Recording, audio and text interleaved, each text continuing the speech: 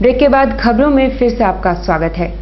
Centre for excellence में 28 से 29 नवंबर तक शॉर्ट फिल्म फेस्टिवल का आयोजन होगा, जिसके तहत 22 फिल्म दिखाए जाएंगे। सेंटर फॉर एक्सीलेंस में आयोजित संवाददाता सम्मेलन में उक्त जानकारी दी गई।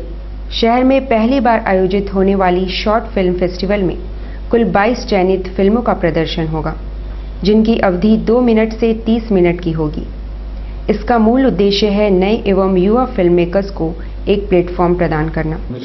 ये शॉर्ट फिल्म फेस्टिवल है जो टाटा स्टील और टेक 5 कम्युनिकेशंस कोलकाता के साथ होता है। हमारा हर साल का ये एनुअल फिल्म फेस्टिवल होता है, शॉर्ट फिल्म फेस्टिवल। ये हमारा 8वां साल रहेगा। 2008 से शुरू हुआ है, ये 8वें साल हम लोग कर रहे हैं। शहर के बच्चे बड़े सब आते हैं इसमें और बहुत ही इच्छुकता से इस प्रोग्राम का पूरे साल में लोगों को वेट करते हैं इस चीज का।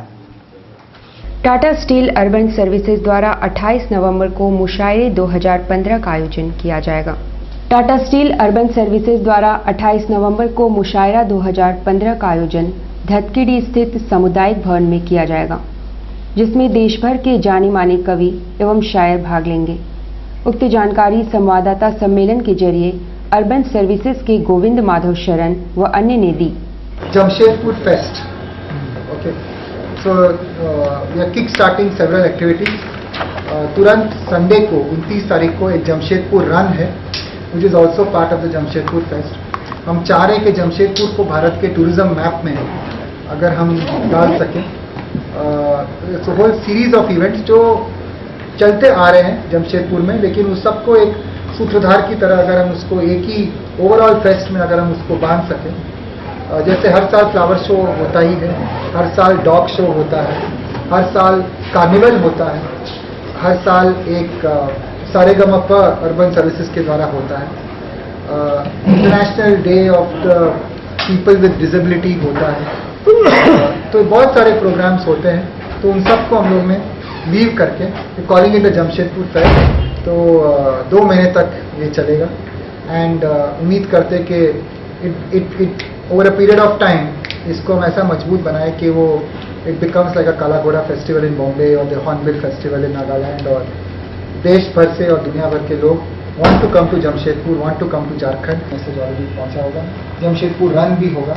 आगामी 29 नवंबर को विश्व हिंदू परिषद के वरिष्ठ नेता स्वर्गीय अशोक सिंघल की अस्थियों को शहर लाया जाएगा। विश्व हिंदू परिषद के वीरेंद्र गुप्ता ने संवाददाता सम्मेलन बुलाकर जानकारी दी कि स्वर्गीय अशोक सिंघल के अस्थियों को 29 नवंबर को शहर लाया जाएगा और बजरंग दल के साथ मिलकर अस्थि यात्रा निकाली जाएगी। 29 तारीख को उनकी अस्थि आने वाली है और 29 तारीख को उनकी अस्थि कलश यात्रा और प्रवाह करने की योजना विश्व हिंदू परिषद और बजरंग दल ने यहाँ बनाया है, जो काली मंदिर पार्टी से प्रारंभ होकर और पूरे जमशेदपुर महानगर में भ्रमण करेगी और अशोक सिंघल का संदेश जनता तक पहुँचेगा। लोग उनका अंतिम दर्शन के रूप में, हम लोग साक्षात अंतिम दर्शन नहीं कर सके, लेकिन पूरे भारतवर्ष में उनकी अस्थियां भेजी जा रही है, कि अंतिम दर्शन और उनका प्रवाह सभी पवित्र नदियों में हो जाए पूरे भारतवर्ष में। जुबली पार्क में रात्रि 8 बजे के बाद नो एंट्री का उत्थान समिति ने विरोध जताया है। मालूम हो कि 1 दिसंबर से जुबली पार्क में प्रवेश का समय रात्रि 8 बजे के बाद बंद कर दिया जाएगा और गेट क्लोज कर दिए जाएंगे। जमशेदपुर उत्थान समिति के नीतीश मित्तल ने शुक्रवार को जुस्को के एमडी को ज्ञापन सौंपकर इस पर आपत्ति व्यक्त की है। जमशेदपुर उत्थान समिति की ओर से हम लोग यहाँ पे जुस्को के एमडी साहब को एक ज्ञापन देने आए हैं। कल पेपर के माध्यम से पता चला था कि जुस्को के जो पदाधिकारी हैं और जिला प्रशासन है, दोनों मिलकर जो है जुबली पार्क में प्रवेश का जो समय है उसको परिवर्तन करने जा रहे हैं, जिसको लेकर आज हम लोग यहाँ ज्ञापन देने का काम कर रहे हैं। और पेपर के माध्यम से पता चला है कि समय जो है वह सुबह 8 बजे से लेकर रात 8 बजे करने के ये लोग विचार कर रहे हैं। तो कहीं ना कहीं अगर सुबह 8 बजे तक का समय किया जाता है तो सुबह जो बच्चे स्कूल जाते हैं उन्हें स्कूल जाने में तकलीफ होगी। सुबह सुबह जो जिनको टीएमएच जाना है उन्हें टीएमएच जाने में तकलीफ होगी। जो राहगीर सुबह टहलने आते हैं उन्हें तकलीफ होगी। और रात में कहीं ना कहीं अगर 8 बजे जुबली पार्क को बंद कर दिया जाता है तो जो काम करके जो सर्विस से लौटते हैं, अजीतपुर से लौटते हैं, सोनारी से लौटते हैं, खासकर मानगो में रहने वाले जितने भी निवासी हैं उन सभी को काफ़ी कठिनाई होगी, क्योंकि हमारे लिए सबसे सरल रास्ता जो है वो जुबली पार्क से होके हम लोग बिष्टुपुर, कदमा, सोनारी निकल जाते हैं। इन्हीं सभी मांगों को लेकर आज हम लोगों ने यहाँ एक ज्ञापन देने का काम किया है। एमडी साहब शहर में नहीं है, उनसे फ़ोन पे बात हुई, उन्होंने कहा कि हम सोमवार को आएंगे, लेकिन उनके अनुपस्थिति में हम लोगों ने जीएम साहब को ज्ञापन देने का काम किया है और आशा करते हैं कि जिला प्रशासन और जुस्को कंपनी की तरफ से मिलकर हमारी मांगों को माना जाएगा, क्योंकि हमारी मांग जो है वो जनहित में है, जमशेदपुर की जनता के हित में। के बाद खबरों में फिर से आपका स्वागत है। जयलक्ष्मी नाट्य कला केंद्र द्वारा माइकल जॉन प्रेक्षागृह में लघु नाट्य प्रतियोगिता का आयोजन किया गया। जयलक्ष्मी नाट्य कला केंद्र द्वारा आयोजित 19वीं अखिल भारतीय अंतर विद्यालय लघु नाट्य, लोक नृत्य, वाद्य यंत्र एवं रंगोली प्रतियोगिता में झारखंड के अलावा बिहार, बंगाल, उड़ीसा, छत्तीसगढ़ एवं महाराष्ट्र के प्रतिभागियों ने भाग लिया। आखिर कब तक नारी इन दरिंदों के हाथों में फंसती रहेगी? तब तक जब तक वो अपनी शक्ति को नहीं पहचानेगी।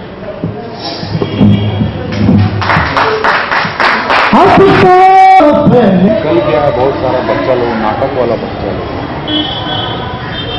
कुछ आपका नागपुर वाला है, कुछ 19वीं अखिल भारतीय बाल नाट्य एवं लोक नृत्य वाद्य यंत्र प्रतियोगिता आरंभ की है 25 तारीख से।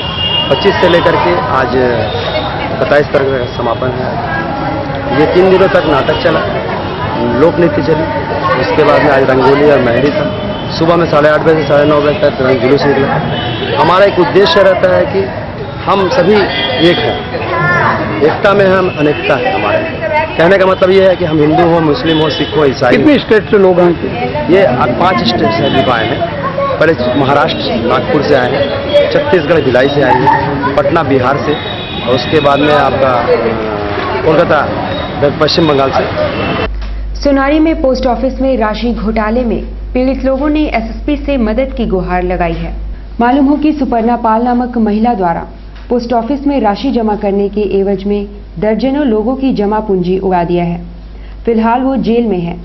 एसएसपी के पास पहुंचे पीड़ितों का कहना है कि उन्हें उनकी जमा पूंजी वापस चाहिए। पीड़ितों में कई लोग ऐसे हैं जो काफी बुजुर्ग हैं। पोस्ट ऑफिस से जो पैसा गबन हुआ है उसी के सिलसिले में हम लोग आए हैं डीएसपी साहब से मिलने। कितना अमाउंट है टोटल? ये 3 से 4 करोड़ का मामला है। 3 महीना हो गया, पोस्ट ऑफिस अपना इन्वेस्टिगेशन कर रही है, लेकिन पोस्ट ऑफिस से अभी तक कुछ पॉजिटिव मिला नहीं है जवाब। तो डीएसपी साहब आज हम लोग को सबको बुलाए थे। ये क्या है कि इसमें सबका रिटायरमेंट का पैसा है, सब जितना भी बुजुर्ग हैं सबका उम्र करीब करीब लगभग 65 साल, 70 साल, 75 साल उम्र है, सबका रिटायरमेंट का पैसा है। हम लोग सड़क पर आ गए हैं। अगर कुछ दिन ऐसे ही रहेगा तो आत्मदाह पोस्ट ऑफिस सामने सामूहिक सब मिल के करेंगे या अकेला? सामूहिक। क्या नाम आपका? समूह से पोस्ट ऑफिस का स्टाफ का 2-1 जन का नाम जानता है। मिली भगत है पोस्ट ऑफिस का? मिली भगत है पोस्ट ऑफिस। तो कोई अभी सुनवाई नहीं है। पोस्ट ऑफिस भी एफआईआर दर्ज करे जिसका इसमें एक था, लेकिन वो वेरिफिकेशन में कुछ मैंने अच्छा ठीक पूरा जवाब नहीं। बेटी का शादी का लिए पैसा रखा था। चुनाव कार्यों के लिए प्रशासन द्वारा बसों को जब्त किया गया है और उनका स्थान सरकारी बसों ने ले लिया है। पंचायत चुनाव कार्यों के लिए मिनी बस को प्रशासन ने ले रखा है और इधर सरकारी बसें उनके स्थानों पर चलने लगे हैं। इस बात से बस संचालक नाराज है।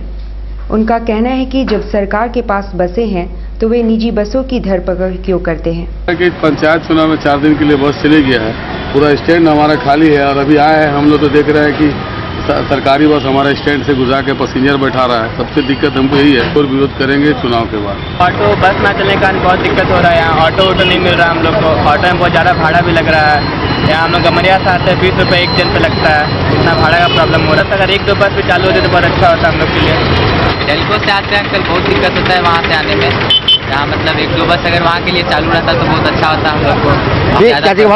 टेम्पो का भाड़ा ज़्यादा है? हाँ, बहुत ज़्यादा भाड़ा है। बस में थोड़ा कम लगता है और सुविधा होता है उससे आने में। रेगुलर बस चलती थी, लेकिन इसके कारण बस बंद होने के कारण